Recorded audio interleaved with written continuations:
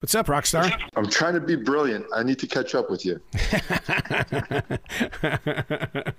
I don't know. That's a big attempt. I'm trying my best. So where do your rock and roll roots have you planted today? What do I have today? Studio. We're doing a lot of writing. So we are, I think the next 4 days we're doing, 14, 16-hour days. Wow. So you still go into the studio to write music. I love that, because that, to me, that's where the original fields are. And it's not sitting at home inside a studio. Exactly. And I think part of the process too is like you have to wear yourself down, you get tired, and you get where you're not thinking about things, and it's just everything's organic because you're not thinking, at least that's my thought, like you're not technical. It's just whatever emotion you're feeling. And right. I think as the days get long, these things come out during the day. What's the goal on this particular mission? Because you've always had that unique sound for every project that you do. My goal is I want to get better. I want to just keep getting better and better. Better as a writer, better as a producer. And I think with the In Theory record, we were able to make a bold statement. Like we created in a way, a new sound, and I thought I was able to get a nice little blend of all these different styles and sounds and textures, and I think we were able to exceed a lot of expectations and create something new. And now I'm like, how do we make it better? so there's no pressure on this time, So so that's the goal on that. Does the perfectionist get to come to the party, or does he have to stay on the outside? Oh, he's always on the outside. He's okay. Yeah. Yeah, because I mean, when you to try to get better and better and better. I mean, that's one of the things as a writer. It's like I would never get out of the first paragraph if I let the perfectionist take over.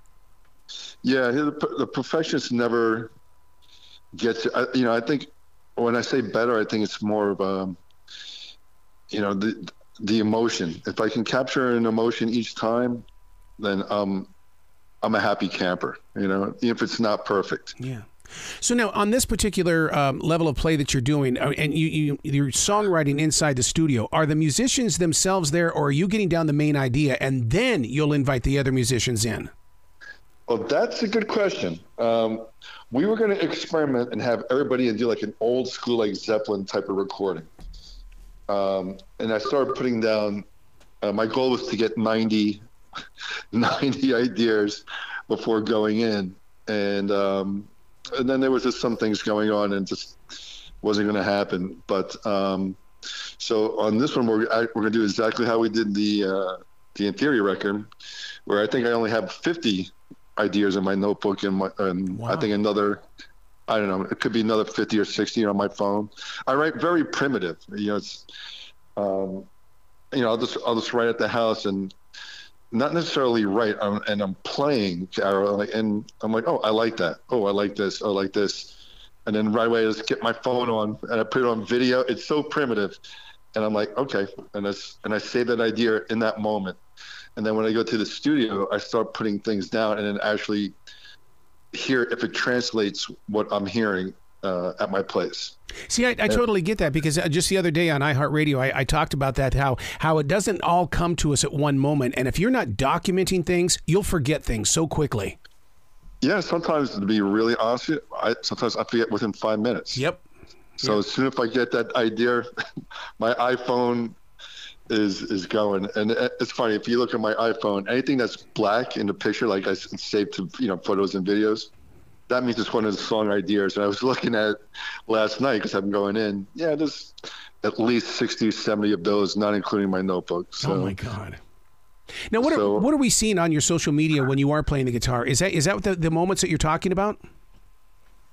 Which thing on my social media? In other words, you'll say, like on Facebook, I mean, you'll go just riffing around, and it's you on that guitar and just riffing around, exactly. And you post so many of those. I mean, you know how to really do social media well. I appreciate that. Yeah, when I'm riffing around, that's a whole other thing. And it's a little bit of a.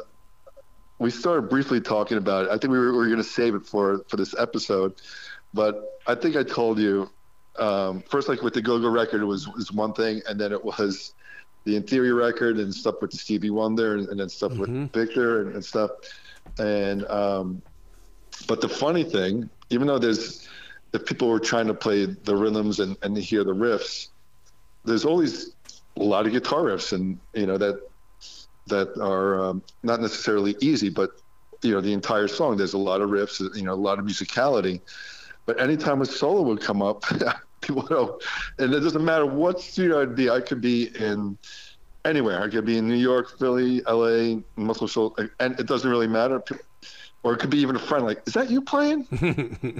not like the whole 4 minutes I'm playing guitar. It's just every time a solo would come up. So at one point, it was just driving me a little, like, it was humorous, but it was driving me crazy. So I'm like, you know what? I'm going to post some stuff that, let me show you I can play a little bit as well. Not only the producer, writer guy, and like songwriter. Let me play a little, guitar. That's why I always make a little joke. Yeah, here I am riffing around. Here I am, stretching out. So I started putting out those videos, and now it's like, oh. We expect them now. We expect them. Right. Now it's expected. Right? Yeah. We want to see that. And I think the reason why is because, throughout the 90s and even the hair band moments, that front man was the band to a lot of people. And we totally forgot that, that it took everybody else in the band to create that sound. Oh, absolutely. Absolutely. And it's, like I said, it's just very funny that, the things that get me excited when I'm writing that are very difficult, like, musicality wise or theoretically, like, I'm like, oh my God, did you like to myself, things that get me excited, like, oh, I'm doing this with this and this, and then I'm layering this, and which is it's a whole art in itself. And that is the more challenging thing, and the playing, like the riffing stuff is actually, not that it's easier, but it's easier, But I noticed that if it's more flashier, just I think as a whole, not even just playing guitar, people are attracted to that. Mm-hmm. It gets their attention.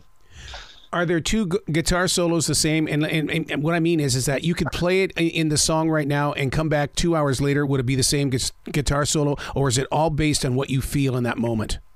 No, it's always just in the moment. Yep. And pretty much, it's in the moment. And once it's down, and if I like it, that's it. I try to capture sort of like lightning in a bottle, and I just go for it. I'm not even thinking, like what key, I just go. Mm-hmm. and fingers crossed it's good. And, and if, like I said, if half of it's good, then I can just start adding to it or edit, accordingly. But I always try to get it on the first take. Yeah. Tony and those guys have got to be the luckiest people on the planet, having a front row seat like that, to be able to sit there and watch you and experience it right there center stage. Yeah, I don't know about that. I think, I don't know. I don't really think about that. I think they appreciate it after it's done. I think during the process, I'm not sure. So now, when you say after it's done, does that mean including the master mix and everything? Yeah, once we get to the final mix, and then I just bring it to mastering, and they're like, "Oh yeah, this is cool," But I think during the process, there's a lot of tension to do it. Yep. What do you think those engineers can hear that some of us can't when you go in there to do the masters and stuff like that? Because they've got an ear for things that just it just blows me away that they can hear things that the rest of us can't. Yeah, well, you know what? And it all depends on which engineer. Yeah. Every engineer has a different strength on what they hear. And what I've learned through the years is every engineer also has their interpretation of what they're hearing. So it's very important to me, whoever I'm working with as the engineer, or I have a dog here attacking me. Whatever, I have to have a certain chemistry that we almost hear, or like philosophically we have to be almost the same. And I'm very lucky with our mutual friend Charles that him and I, when we get an idea, or it could be anything, we're on a verse or we're on a chorus, or it could be anything. We're just so determined to get it. I want to say right, but we're just we're both hearing something, and we will work 10 hours just to get a verse. Yep. And you know what? Is the funny thing is most people won't even hear the difference between the first one and the last one. You will. You'll know it. Right. But I will. Right. And it will drive me crazy if it's not right. And but I do still think people wouldn't, if you play the first one to the last one, they won't hear it. But when they actually hear the last one for the first time, I think they will be moved one way or the other, but they won't know exactly why. Do you want great rock to be at the forefront like it once was with the hair bands, or do you like the idea that it has a hiding place and it allows people to go and discover it? Ooh, discover it as far as finding a band, or discovering? Well, we don't have record stores anymore, so discovering to me, I mean, I talk with more people that get on. They don't even go to Spotify or anything like that looking for new music. What they do is they go to YouTube looking for those videos, and then they'll go out to the Spotifys and other streaming outlets. Yeah, it's funny that you mentioned that. It's like, I think for me, it's the same thing. Where I'm not really looking, and then I'll hear a guitar player or a band on YouTube or Instagram, like, who's that? Yeah. What's that?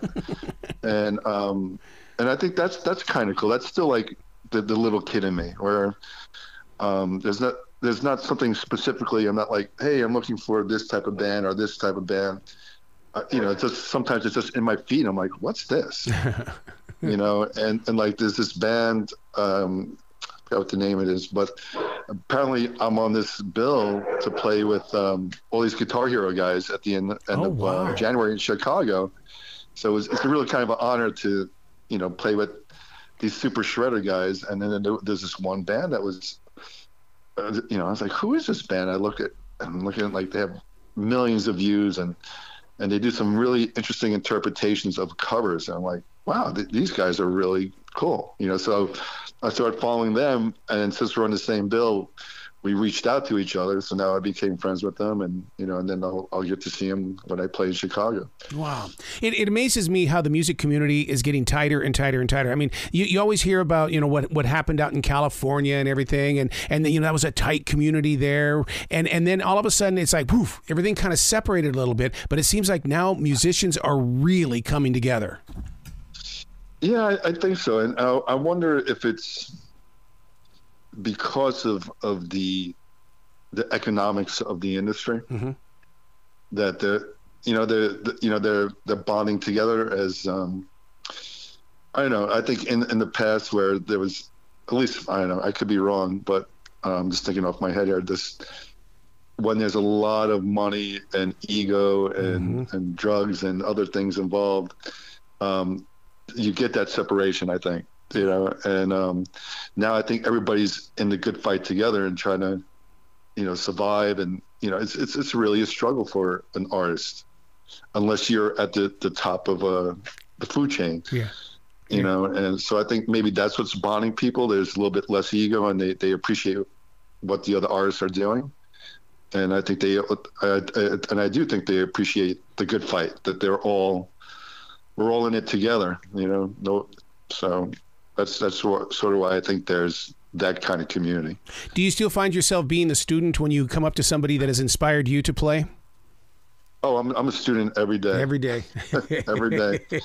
No, I love to learn, and I really do. And it's not an exaggeration. I mean, every day, if I can learn something, and it could be anything, or it could be, I hear a melody and I'm like, or I hear a record and I'm like, what was that on that? Or it could be, and it doesn't even necessarily have to be a shredder guy, but every day I'll put on something, and I'll just leave my YouTube on and just play, and whatever. It could be learning a technique. It could be learning a production skill. It could be learning anything. Like we were talking about mastering, and I want to be just as well versed in that. So if that piques my curiosity today, I'm like, what is that? And I'll try to learn everything I can.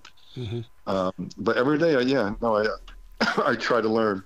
That's the, I'll shout out to Alexa and I'll say, Alexa, play me only guitar music, only guitars, and I'll sit there, and while I'm doing my everyday thing, it's the same thing that like with you, is that if you hear something that you like, all of a sudden you go, play that again, and because all of a sudden, because it'll grab your attention in a heartbeat. Right, and then what I also do once, like I have that, then I go, why is that grabbing my attention? I'm a very analytical guy, and I have a tendency, maybe to overanalyze, and I look at things from an emotional or psychological standpoint, and I know that there's certain things that music or beats and melody that people that can move people without people realizing it. Mm-hmm. And same thing, just also just like in products and in purchasing, there's things that we're hardwired to, or we're not we're hardwired to be attracted to, and we just don't know why, but it's moving you. Mm-hmm. So when I hear things, I'm like, why am I attracted to that? What is that? And why in this moment of now am I attracted to it? That's always been one of my things. What's going on here that I heard it, but I've never heard it before?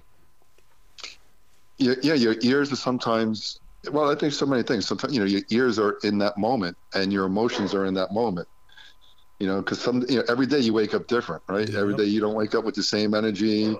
You could have had like me, I had my dog driving me crazy and it's raining, and the next day it's a sunny day and everything's going great and your mood's different. So you're hearing things different. So where can people go to find out more information about your projects and what you've been doing, and, give you some love? Well, we got the In Theory Original.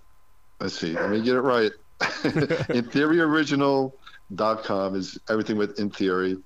But there's also the Mike Mostert Official on Instagram, and you also have the Tony Cavino Official.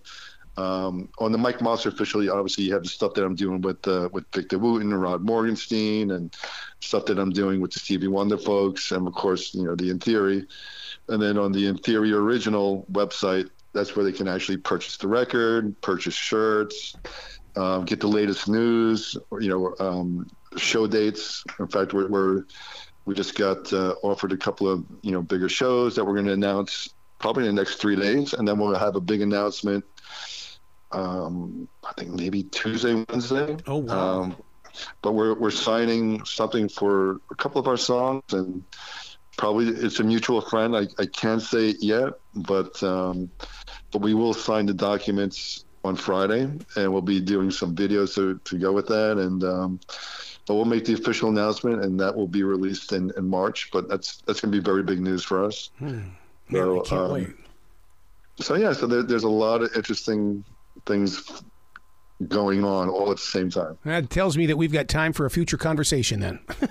At least a few. A few. Man, thank you so much for taking the time to talk with me today. And I always appreciate it. Like I said, I'm always trying to match your brilliance, but I don't know if I ever will in this lifetime. Well, you be brilliant today, okay? I'll work on it. Okay, bye, guy.